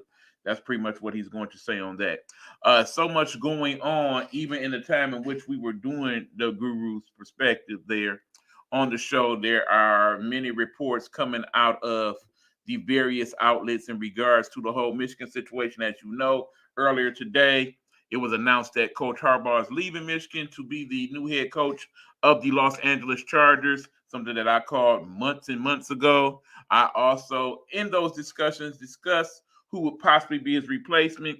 It is being reported, according to ESPN, that sources close to UM focus their coaching search on Shamar Moore, and it's also being put there on the ticker that Shamar Moore is being sincerely talked to in regards to the head coaching job. As you know, Shamar Moore was the offensive coordinator for Michigan last year. He also was the coach who, for the most part, took over for Coach Harbaugh when he was suspended throughout the year. He's already been groomed for the job. Many of the players definitely rock with Moore. I think it would be stupid and foolish for Michigan to consider anybody else but him for that head coaching job. And I imagine, because I know that to be true, they will probably have a deal in place sometime between the end of tomorrow and early Friday, where Moore will be announced as the new head coach. They have to do that for two reasons. One, because it's the right thing to do. He has earned the position. And two, more importantly, they do not want to lose too many people to the transfer portal. And if he is not the head coach, I most definitely think that will probably happen. So I do believe they will make that happen sooner than later at Michigan. So there's that. In other news, certain things happened tonight in the NBA. We're going to go with a quick rundown because, I'm going to keep y'all all night, and there's so much to talk about. I could do probably a whole nother 2 more shows this week on NBA alone. But as you know, not only have we had coaching moves this week, we've had trade as well. The trade involving the Miami Heat, that is the Miami Heat, and the Charlotte Hornets, where they picked up Terry Rozier from the Hornets, the man that we call Scary Terry for those in the know in NBA. This is an excellent move. An excellent move for the Miami Heat, who traded him for Kyle Lowry, who is definitely on the other end of his NBA career, definitely in the twilight, only offers so much and is oftentimes hurt. Scary Terry is definitely an upgrade for him from that position. He probably will, much like the man they traded him for, be coming off the bench, but he definitely will provide scoring for that second unit. He also will be good at the end of games as well. It takes the pressure off Jimmy Buckets to be the primary scorer with him and Tyler Hero. You definitely get a third scorer with that. And of course, his mentality is kind of a bulldog type mentality that I think will fit in very well with the Miami Heat culture. So definitely think that is a good move for them. I definitely see other trades on the horizon. There are several trade rumors out there. The most interesting one that I saw in the last 24 hours is the possibility of Trae Young being traded to San Antonio to play alongside Mr. Wembanyama. That would be very intriguing. Very, very. And speaking of Mr. Wembanyama, he actually had an interesting game the other night. Let's talk about Monday night in the NBA right quick before we move on to some of the other stuff. Monday night was kind of special because it marked the 18-year anniversary of the night Kobe hit 81 on the Raptors. Y'all remember that? At the Staples Center when he hit 81, the most points scored in an NBA game outside of course, the great man himself, Wilt Chamberlain. Well, 18 years to that day, two people set out to do a little scoring of their own. In one game where Minnesota played Charlotte, we have the cat himself, Karl Anthony Towns, who had 63, I believe it was that night. No, 62 before the night was said. And then, of course, the new franchise record for Minnesota. But it was not enough to beat the Charlotte Hornets. They actually lost despite his 62. Keep in mind, he had 44 in the first half alone. He hit 10 threes that night, and yet they still managed to lose. And understand, this is a 7-footer shooting three-pointers and hitting them to that consistency. That was a great game by him, but was overshadowed by the matchup of Monday night, which pitted the Philadelphia 76ers against the San Antonio Spurs, the first time when young Wembanyama, the next up-and-coming big thing, against the man who was the current MVP of the league, that being Joel Embiid. And Joel decided to show that young man that he was not playing with him and proceeded to score a hot 70 piece on him. Hit him with the nuggets with the 20 extra pieces. He wasn't playing. He was dominant. He was unstoppable. He was incredible that night. He hit from the inside. He hit from the outside. He only shot 2 threes, but hit one of them. He was at the free throw line. You name it, he did it and rested for a good amount of the time in the second half. Could have had 80. He could have broke that Kobe record that night. He really could have and could have did it easy. Understand that he is the first person ever to have 70 points, over 15 rebounds, and 5 assists in a game. Ever. Anybody. Also understand that most of the people that have scored 60 plus points in an NBA game was on the losing end of that game.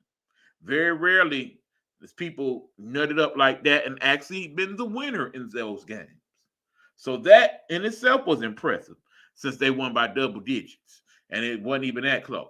Also keep in mind that he played in that game and was oftentimes defended in the first half by Wembanyama, arguably one of the better big defenders in the NBA already in his freshman outpouring. Wembanyama, in fact, had 33 points of his own in that game, even though he is on a minutes restriction right now, and they definitely needed him to play more that game. I don't think it would have helped because even when he was on Embiid, he was not very effective. He got dominated by Embiid just like anybody else on his squad that tried to play him. The thing about how San Antonio is set up right now, they're not set up to win games for real. They're really set up to kind of let Wemby get his feet wet in the NBA. Some nights they'll get close to winning because Pop will kind of let him play a little bit longer. And if he's in a scoring mode, he does his thing.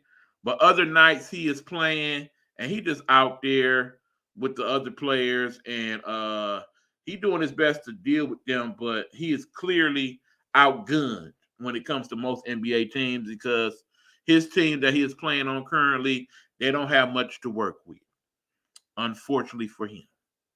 But yeah, it was a good outcome of that game. They both put some work on tape, but bottom line, Embiid is showing I am the MVP. It's the reason why I am the leading scorer in the league. I hit the 70, and on a good night, I might be able to pull it off again on somebody else. Because if I could hit Wemby for 70, somebody who don't really have no center, I might really put some work in on them. Now, of course, that's what happened Monday night. We have several games on the docket tonight, including a game with the Pistons against those Hornets from Monday night when they played the Timberwolves. Tonight, the Pistons beat them. That's right. The Pistons actually won a game. That's something you're not going to say very often this year. That's something we have not said very often this year. Pistons won tonight 113-106 at the crib, no less. That now makes us a whopping, wait for it, 5-39. 5-39 this season. Still, without a doubt, the worst record in the NBA. But of course, now that Charlotte has traded with one of their better players, it's not looking too good for them either. They are, after all, 10-32 now. So it's not like we beat one of the better teams in the league. So that being said, Bogdanovich was the leading scorer with 34 because, as you know, Cade Cunningham's still not back from his injuries yet. That's another story. But my advice to the Pistons, trade deadline coming up. Bogdanovich starting to score some points. Trade him. Trade him now. Trade him while you can get some good stuff on him. If you can get a couple decent picks and a decent player back, trade him. Don't matter who you trade him to. Just matters what you get in return. Trade him, trade him. You got the Knicks over there with all those picks. They probably could use a couple extra scoring pieces over there. Trade them. Get some of them picks. Get them. Trade them. Trade them now. Lakers probably could use another scorer off the bench. They ain't got much scoring coming off that bench these days. Trade them. See what you can get. Perhaps you can get a couple of their players that they ain't trying to be bothered with no more. Somebody that can add a little punch to this lineup. I don't know. Trade them. Trade them, trade them, trade them now. All right, some of the other scores. You got the Suns actually playing the Mavericks right now here on ABC. That game pretty much over. Second half started. That guy Booker, he decided to just nut up on Dallas right quick. Hit him for about a good 20 piece in the third quarter. That's pretty much the end of that game. You got another marquee matchup tonight with the Thunder and the Spurs, pitting the two best rookies in the league against one another. The Thunders are, of course, beating the Spurs at the moment, 63-52. I will do a quick check of the box score for you if you like, because, of course, the key matchup in that one is Chet Holmgren, the 7-footer, against, of course, young Wemby. Right now, Holmgren has 7 points, 4 rebounds, 3 assists. On the other hand, Wembanyama has 13 points, 4 rebounds, and an assist. So they pretty much doing their thing. It's halftime in that game now, so if you want to check it out after the report here, feel free. I probably will be doing the same once we get off the air here. Other scores tonight in the final, we got the Timberwolves 118, Wizards 107. Of course, they beat the Wizards. The Wizards suck. That's the last team the Pistons beat. You got the Grizzlies 105, the Heat 96. I'm pretty sure they don't have Scary Terry playing just yet. Trailblazers actually beat the Rockets tonight, 137-131, after they lost Monday night. It was kind of ugly. And, of course, the Bucks beat the Cavaliers 126-116. I don't think Doc is there yet, so I imagine who was ever in charge that night actually won that game. Let's look at that box score right quick before we move on. Tonight for the Bucks, Antetokounmpo had 35, 10, and 18. He smirked around and got a triple-double. Nice. And his buddy Dame Dollar had 28 and 4 assists. Not bad. Even Middleton had 24 tonight for the Bucks. Not bad at all. And then, of course, after having 62 the other night, young Cat, tonight, Cat had a whopping 27. Nice little drop-off. He was 2 for 10 tonight from three-point land. I think as a big man, he might be doing a little too much shooting from the outside. I think Embiid has learned that. That's why he's playing even better this year than last year, because he's taking a lot less three-point shots. Even though he's still making them at a decent clip for a big person, he still sees the fact that I'm dominant in the post. Let me do my thing. I need Cat to do the same. That would be wise for him. Okay, of course, we got some other good games coming this week in the NBA, but I actually want to talk about the men's and women's college basketball. Been having some good matchups there the last few weeks. And particularly, I want to talk about the women's side because we got a couple good games coming up that's going to be televised. On ESPN tomorrow, you have probably the matchup of the year, if not one of them, between LSU and the number 1 ranked University of South Carolina Lady Gamecocks. That's definitely going to be a good one. It was definitely a good one last year when they faced one another. I expect more of the same this year. I think it's going to be a little chippy at times. I think we're going to see a lot of up and down. There's a lot of great players on both squads. Can't wait to check that one out in prime time. And then, of course, Saturday night, we get treated to my lady UConn Huskies when they play Notre Dame on primetime hoops. There's been some pretty good games on primetime hoops since they had it, and I believe that started that in December. They usually go with whatever the best game is that week, whether it be men's or women's. This week we get women's basketball, and I am looking forward to more people being able to check out the girl known as Paige Buckets, as I call her. That is young Paige Beckers for UConn. Of course, they are still working out the issues that they seem to have every year now for the last year in terms of injuries on that squad. Even Paige got dinged up last game against Marquette and was rubbing that knee and had to ice it during the game. I was concerned, but of course she came back and hooped out good. The one person they cannot afford to lose on that UConn squad at this point is Paige Beckers. She's probably the only true reason why they are even in consideration still for doing anything of pertinence when the tournament time comes. Okay, they are already down to about 8 quality players on that squad. Again, even today there was the announcement that one of the kids, Ducharme, for UConn, has announced that she will not be playing anymore this season due to the neck and head injuries that she's been having the last year or two.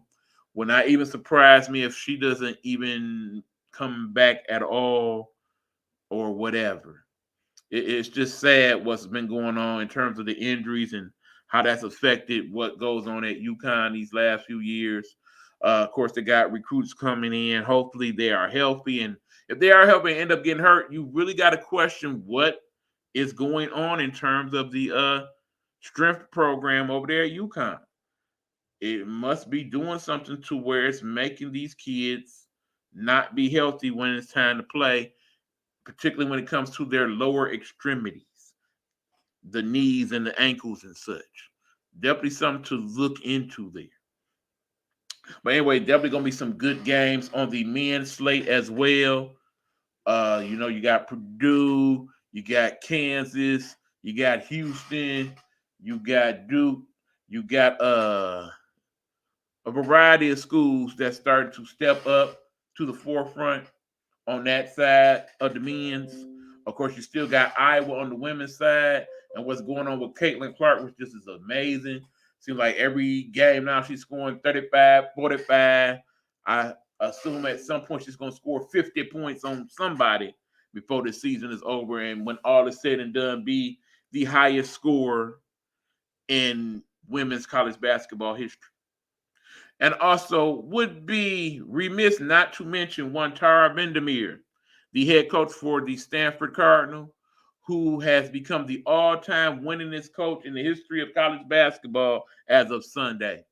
A remarkable accomplishment for that woman who has coached at Iowa, Ohio State, and now 35 plus years at Stanford, doing an outstanding job with a program. Remember, a very, very academic school. So for her to get those type of players and to have that type of success makes it even more special in my eyes. Hey everyone, I'm back. Happy 2024. Hey Jojo, thank you for checking in. I appreciate you. Hopefully you are feeling better. I know you've been a little bit under the weather lately. Hopefully you are feeling well. Glad for you to check in. We love you, bruh. Another thing that you should be mindful of: women's basketball is going to start ramping up soon in terms of being set up for free agency and training camp and all of that. The free agency period is about to start in the WNBA, and there are several key players that are going to be free agents. And based on that, I think we get to change the whole complexity of the rest of the league. I think the Aces will do a good job of retaining whoever they need to retain on their title team. But everybody else in the league, I think it's going to be a lot of up for grab folks. Even today, Miss Nika Boumakat announced that she is entering free agency after playing over a decade for the Los Angeles Sparks. So I'm curious to see where she ends up. It's going to be real interesting, especially when we know that this upcoming draft for the WNBA is probably going to be the best draft that the WNBA has ever seen in terms of talent. I really do believe so. Again, a lot of other stuff to talk about in sports. We'll talk about one more thing, then I got to call it a night, y'all, because I got to be up in the morning. And again, I said so much. I encourage you, for any of you wanting to find out all the other particulars to things that I did not have a chance to touch on, feel free to check out my good buddy Hugh Lee at his Sports Guru to You page. He usually does a very excellent job keeping up with all the current events of sports and the latest happenings there. So please check that out. I would appreciate it. Thank you. But before we head out, I want to talk about this young lady. Where her at? Let me go through the files here. Yeah, this one right here. That would be Miss Coco Gauff, who is still currently playing in the Australian Open. She has made it to the semifinal round. I do believe she has a match later on this evening, because the main matches in Australia usually happen around 2, 3, 4 in the morning. So I do believe she will be playing this Thursday morning. Thank you, JoJo. Appreciate it. And if she, of course, wins that match, she will make it to the final of the Australian Open with a chance to win her second Grand Slam title. I hope she does make it to that. Of course, the number one ranked player in the world, no longer in the tournament. Some of her other major competition also not in the tournament. I do believe this is her now. I do believe she could pull it off. On the men's side, you got the Joker, Mr. Djokovic, basically cruising through to his semifinal. And I do believe when all is said and done, he will be the winner on the men's bracket, adding to his major Grand Slam title total that is, of course, the best of all time. So looking forward to that. We'll try to catch some of that myself. Feel free to hit us up and let us know what you like, what you didn't like, what you'd like for us to talk about more on the show. We appreciate your positive feedback, even your negative feedback, as long as it's respectful. I'm cool with that. Anyway, people, we about to call it a night. Thank you for tuning in. I appreciate you all for checking our show, whether it's for a few minutes or for the whole time, whether it's live or after the fact. We appreciate it all the same. Keep on rocking with us. And that being said, let me find the intro, because for now, the intro's still the outro till we get production to fix that. Can you work on that production? Appreciate you. We gone, Deuces. Oh yeah, and go Lions.